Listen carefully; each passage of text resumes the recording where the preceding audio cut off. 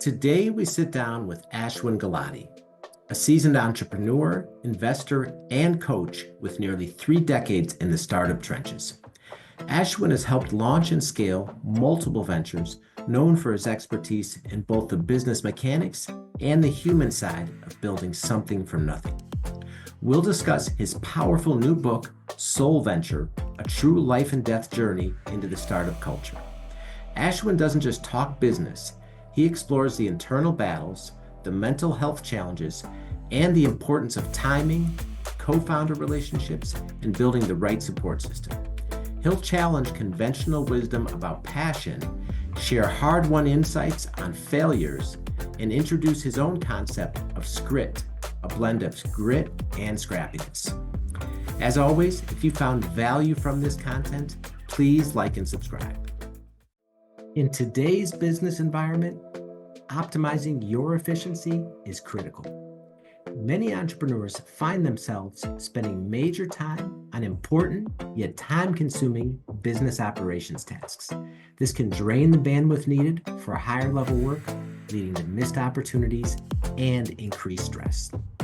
Leverage Assistance offers a solution with access to highly qualified virtual assistants specializing in business operations.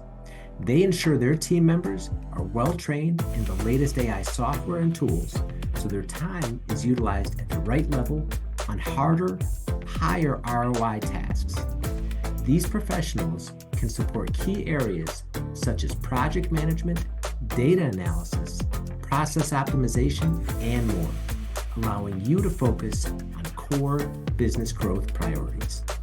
Leverage Assistance has a rigorous 12-hour vetting process for all their assistants, which includes comprehensive reference checks, in-depth interviews, skill set evaluations, and a culture index survey.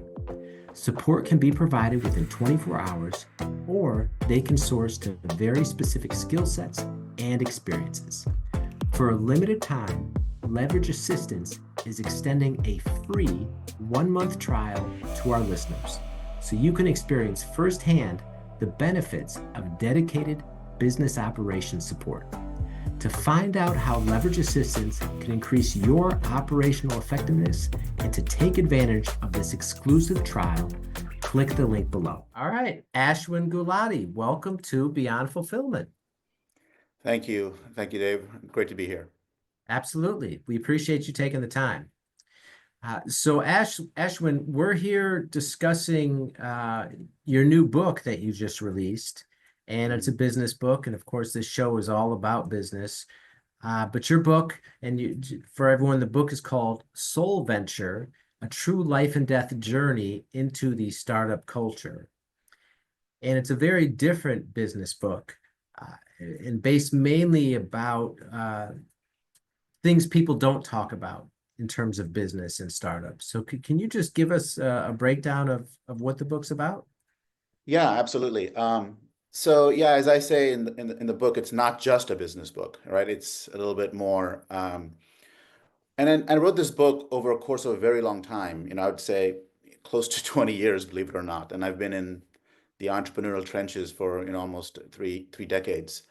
And the book is about both the internal sort of journey that an entrepreneur goes through that we don't talk about, and they can't fully admit it, in public or share, the details with investors, and also the outside journey, the real business challenges and what I call the X factors that a lot of people don't talk about, right? So I kind of put all that together in a kind of a hybrid memoir and a business sort of knowledge share book. And it's been really well received, and I'm really proud of it, actually. Okay. And so let's dive into that. Yeah. Because I feel like you said, it's really not talked about enough.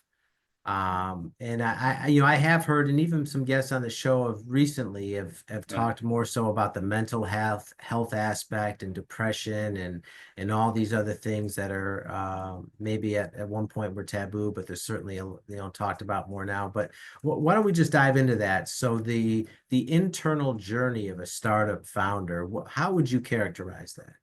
The first question I ask even myself and everyone actually I talk to that are founders is, why are you doing this, right? Why are you starting this business? And obviously the answer is, great product idea, great market opportunity, always wanted to start my own business, etc. But when you start like going down in the layers and you try to figure out exactly why someone is starting a business, because, there are a lot of studies that show it's an exercise in insanity, right? I mean, you're gonna not make any money for a lot of years, you're gonna not sleep, and yet, you're all in. What I've learned is, there's a lot of like personal drivers that people don't talk about. They call it trying to find meaning in life or kind of make an impact in the world, and I think all those are great. And I've learned that there's a lot of drivers, from not being able to fit in or wanting to do something special or make an impact that they don't want to really talk about. So I think it's called shadow work in today's world, and there are a lot of consultants that do that.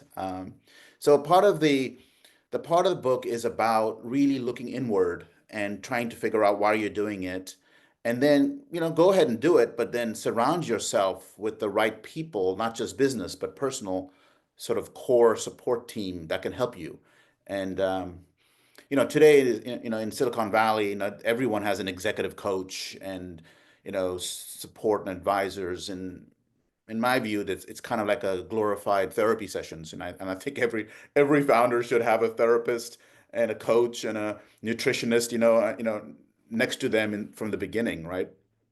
So I feel that there's a lot of things that founders should look into, and you're right. There's a lot of mental health issues related to startups. If you studies show a very large percentage, have either bipolar disorder or ADHD, and there's a lot of things in there which are not necessarily bad, but just need to be sort of aware of the fact that those are drivers too, not just business drivers, right? So that's kind of the internal side of it, and the external side of it is, you know business plans have a sort of a formula to them, and there's the technology, there's the product market fit, and there's a lot of IP and funding on the things, the key components of a business that you need to put together, is very very standard. And sure, every business has its nuances, but then what I talk about in the book is a lot of the X factors, or a lot of things that kind of people underestimate or overestimate, and I really spend a lot of time on it. And so I brought in things that unconventional, things people don't really talk about, things that I've learned from my experience, as why a lot of startups that I've been involved with, and worked with founders, have failed even though they checked all the boxes. And I put it all together in this book, and I think it's kind of a good hybrid. Okay. So let's dig a little deeper into that. So clearly you said there's stuff that's underestimated, right, Yeah. or overlooked. I mean, what do you think the number one, in your experience and the people you've worked with, what do you think the Right. number one aspect of starting and growing a business that most entrepreneurs, I guess, overlook or underestimate? So let's say, I think there are two sides to this. One is, depends on the stage of the company, right? But in the beginning, I'd say that, you know, a lot of the founders I've worked with have partners, and partners are like, you have like the inside guy and the outside guy, right? And you have the tech, the sales, and those are very important to have. And one of the things I've noticed is, as the company grows, that relationship really needs to get more and more solid, because anything that happens in that relationship is like the foundation. And so I think there's a lot to be said about, making sure that the founders don't get into a disagreement or a fight, or because when that happens, I mean, you can really kind of kiss the startup goodbye for a while at least, because that's the foundation. But then I ask myself, what if you check all the boxes? You've got all the money, you've got all the product and product market fit and investors. One thing I think everyone really kind of overlooks is the timing of their idea and their product, right? And sometimes they're either too early and they are spending their time educating the customers and the sales cycle is very long, or they're too late and they're in this competitive battle. And so I think being able to dial in what needs to be done given the timing of the solution actually has been something that that I've seen as the number one criteria for sort of the bumpiness in the road. You know, people are like, my God, I've got 5 customers and the product works, and why aren't more people buying it? You know, and I think there's a lot to be said about timing of the product and the solution. Attention e-commerce sellers. Is fulfillment a headache for you? Whether you're fulfilling in-house and you know you need to outsource, or you're with another 3PL and you know you deserve better service, Easy DC 3PL can help. We offer personal service, fast response time, and we're flexible to meet your unique needs. Get in touch today and find out how we can help you. Ah, so that's interesting. Yeah. So, and like, I mean, we hear so much too, as far as like let's just call it the cliche business advice out there. Like so much of it is about it's the founder, right? Yeah. Obviously the business, but the founder itself is so important, and Yeah. their grit and their persistence and their ability to endure pain and, you know, et cetera, Yeah. right? But Especially so, the endure pain. Yes, 100%. yeah. So, but now when you say the timing, how, because so many times, right, businesses, right, it might be in a category, a large category where there's numerous businesses and it's a legacy category and it's been going on for a number of years or Yeah. decades. So how what's the best way, I guess, to, if that's the number one element that's overlooked, like how would someone dial that in and make sure that they're starting this or this, that it is the right timing? No, that is a really good question, and it's the holy grail, in my opinion, for an established company going into market, right? Let me give you some examples, right, about timing. Like it's in part of my book, but some of the companies that didn't really have a very good business plan made it huge because of their timing. You know,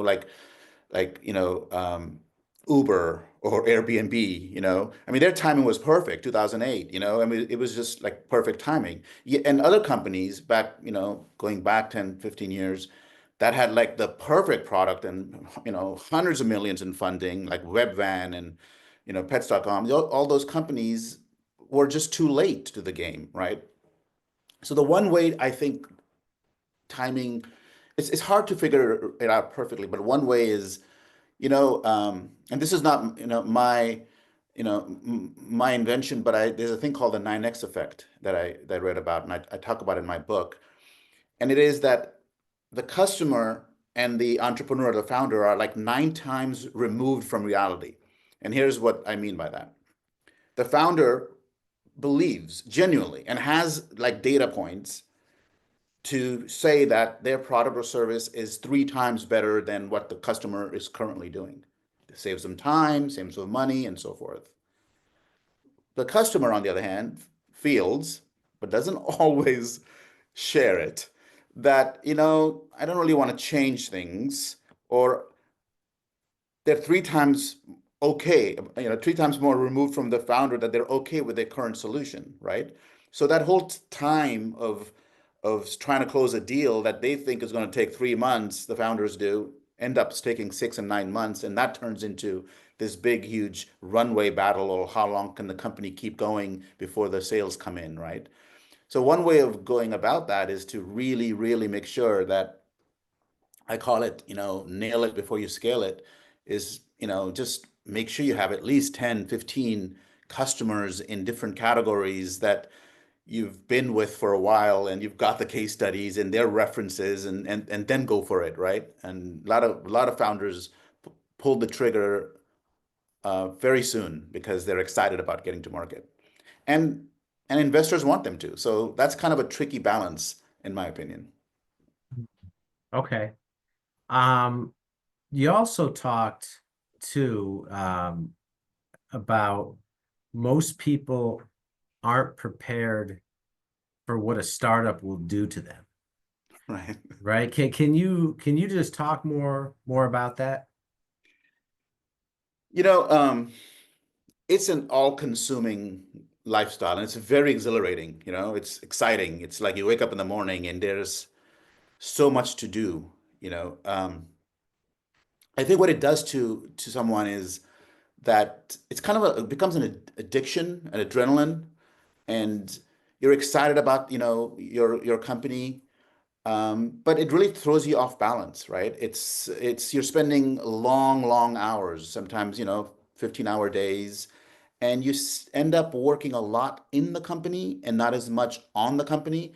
And so you kind of get into this vicious cycle that you can't really grow until you have some sort of attraction, and at the same time you need help to grow. It really has an effect mentally. I've seen this, in many, many founders. They don't really share this in business meetings, but I've noticed that I always say that the reason people want to get into a startup is because they want freedom. They want freedom from working for somebody and freedom of their own schedules. And 2 years into it, they realize they don't have freedom. In fact, the reason they want to get out of the startup is because they want their freedom back, right? Because now they have 20 investors, that's 20 bosses instead of one boss before, and there's so much to do. So it really, I mean, you really have to be quite mentally strong and surround yourself, as I said earlier, with some personal support as well. That I think is very, very key. And a lot of people, including myself, I wish I had done that earlier, didn't do in the past because we're like, why am I going to spend time on personal support? I need a marketing expert. I need a tech expert, right? And I need investors. So I think that's one of the things that I definitely suggest in my book.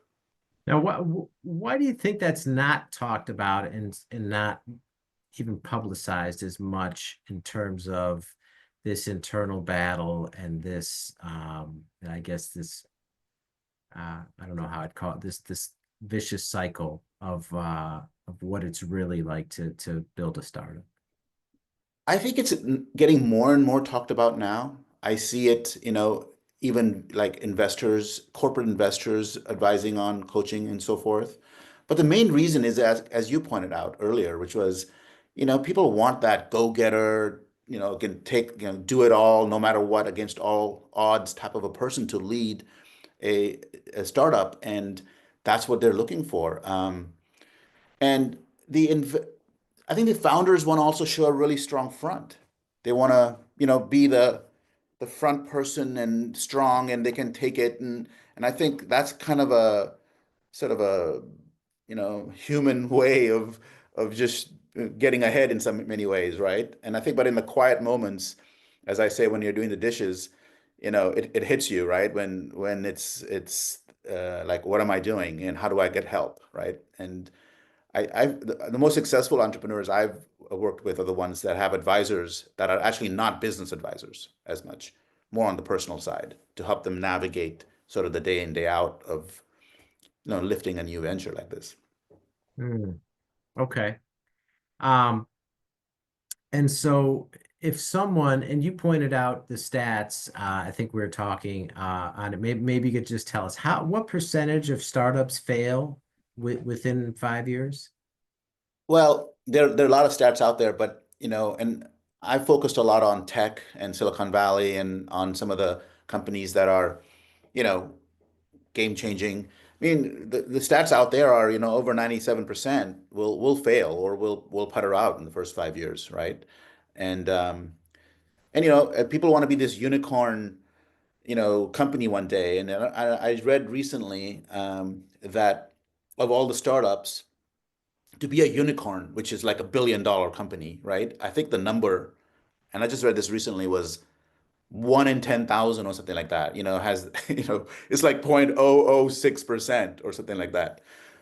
And so one of the things I say in the book is, you've there's a time to exit a startup, and sometimes it's a personal exit, or sometimes it's a business exit, and you don't have to wait for the big exit. You can always exit in pieces, and you know, that's one of the things that I think a lot of founders fall in the trap is they just want to go big. You offer them $10 million, they're like, no, no, no, this thing is worth, $250 million. So we're going to wait it out. And I think that's one of the things I've seen a lot happening, because there's so much success-driven content out there as well. Right. And do you see that? I know you talked about people wanting to be strong and put on a solid front, and maybe it can look like weakness if you start, talking about kind of what, the feelings and whatever you're going through on the journey. Um, do you think that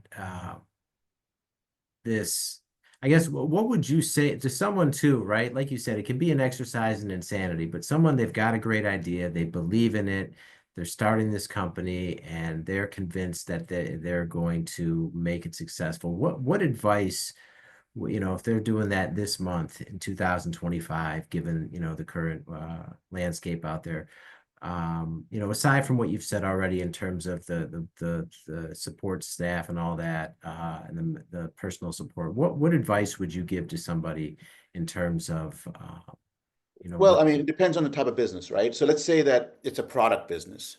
I would say, well, make sure that you've done just so much research and talk with the potential customers. It is so important to partner with the customers up front. And in fact, developing a product with the customer is so much better than developing a product and then getting a customer, right? So I think that's something I've noticed is the companies that have partnered and spent sometimes the first year in actually developing the technology or the product with a potential customer is so much, better off, right?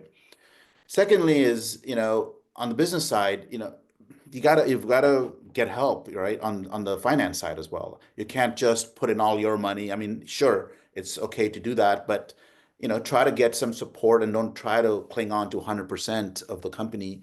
And it's okay to have a smaller percentage of a larger vision than a larger percentage of something that'll take a lot longer.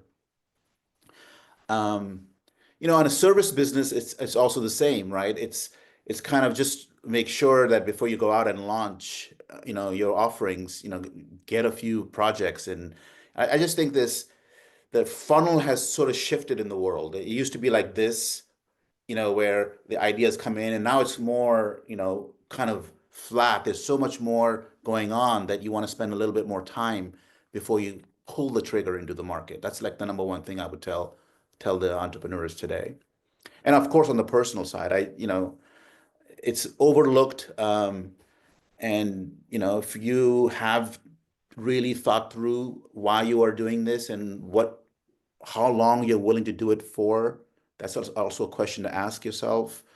What would be a end game? I mean, is it a lifestyle business that you want, or you want to, build it and exit and, pick a number, pick a timeline, have some sort of, goal up front. You can change it all the time, but, at least have that conversation with yourself before diving into it, because it's going to be a rough road and an exciting one. I mean, I say, sure, do it, but as long as you've really, thought it through on both the personal and the business side. Okay. And another common trait of entrepreneurs too is this bias towards action, and almost you could call it this ready, fire, aim type approach, Right. Right. right? And Right. it sounds like, although that's valuable in many ways because you can get an emotion and get things done, like what you're saying in terms of partner with a customer to develop the product and make sure Right. the timing is right, and Right. wait a little bit before you go all. It sounds like that's a very thin line, and you really have to balance those action traits with some actual prudence to really thread that needle right. No, 100%. And here's the problem.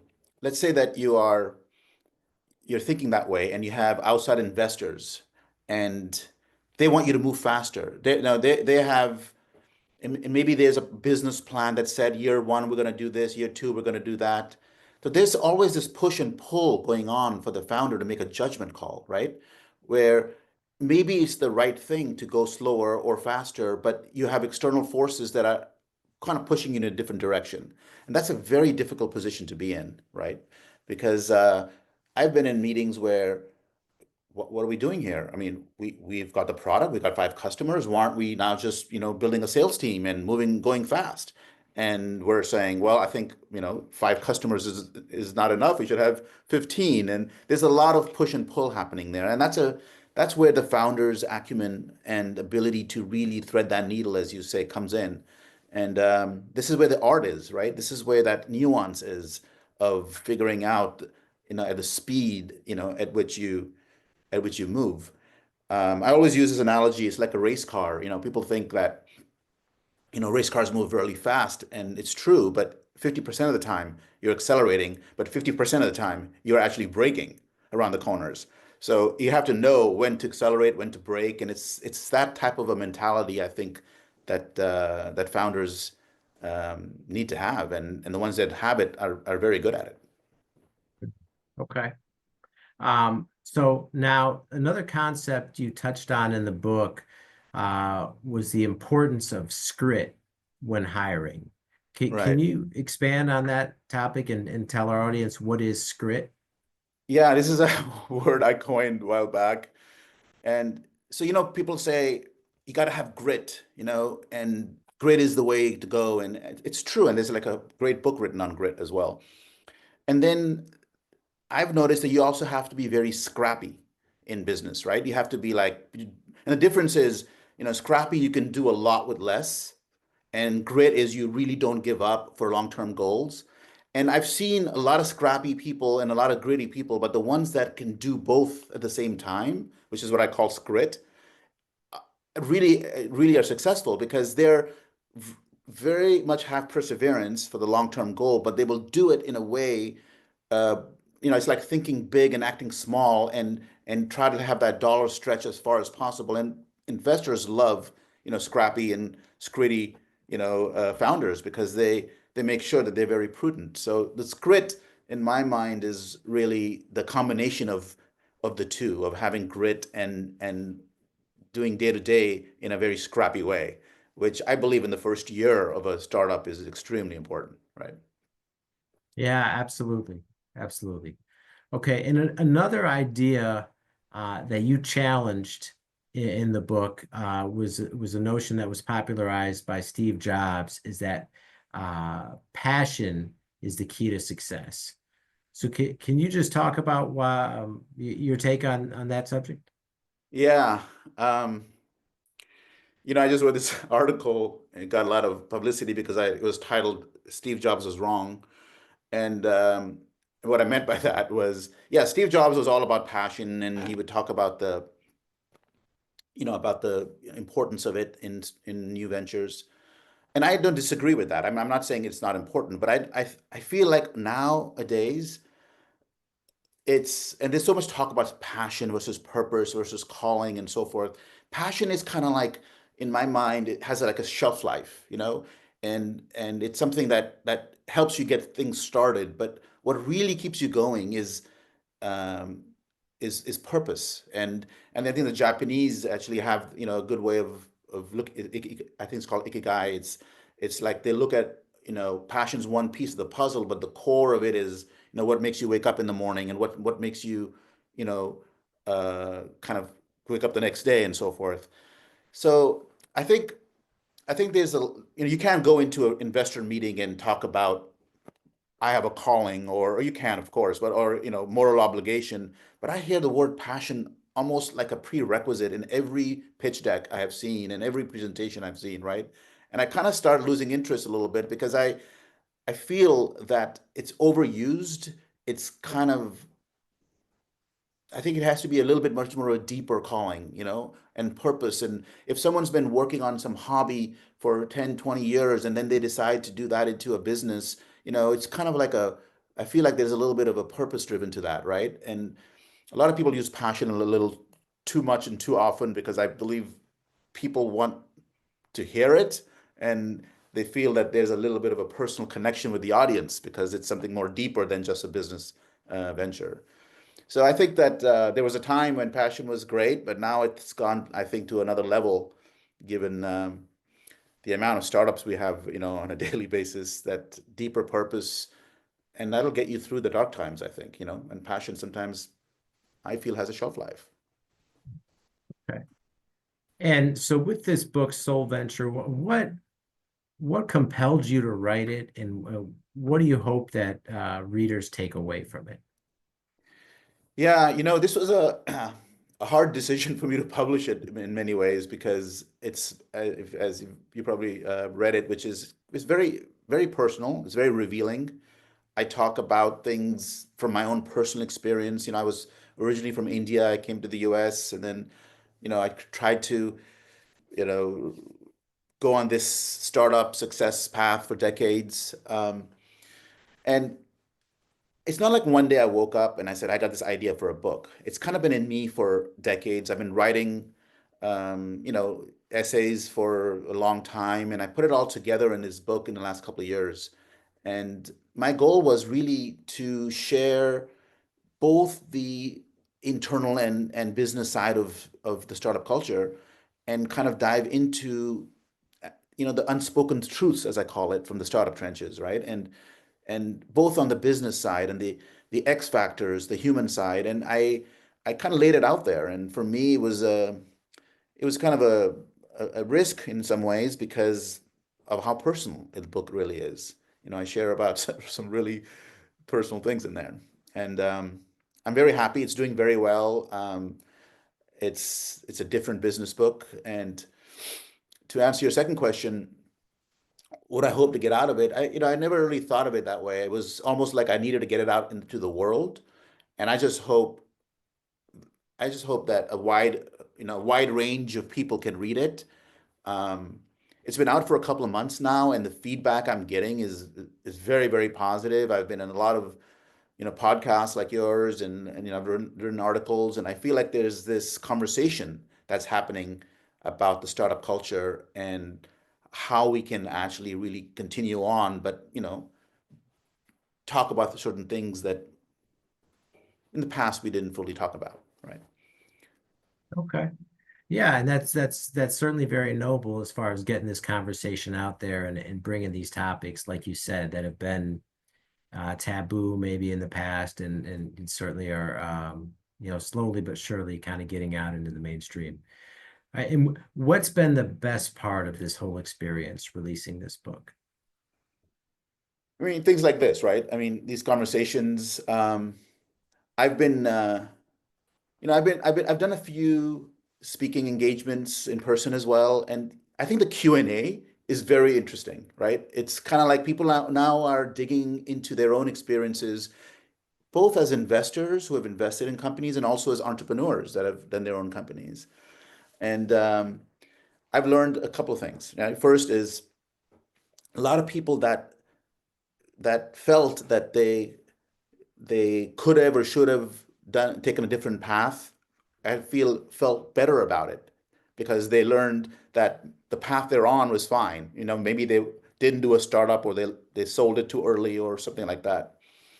So I think the best part has been just listening to the readers and the questions, and actually it's been a very um, you know uh, deep conversations that I've had with a lot of the readers, and I've really enjoyed that.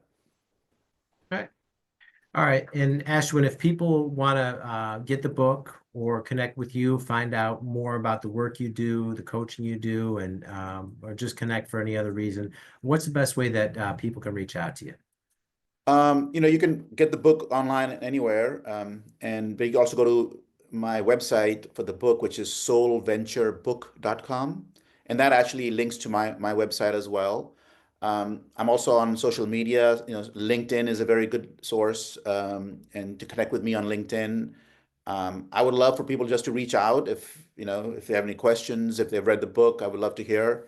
I think that the website soulventurebook.com and LinkedIn would be the best ways to connect with me. Okay. All right. We'll link all that in the show notes for everyone.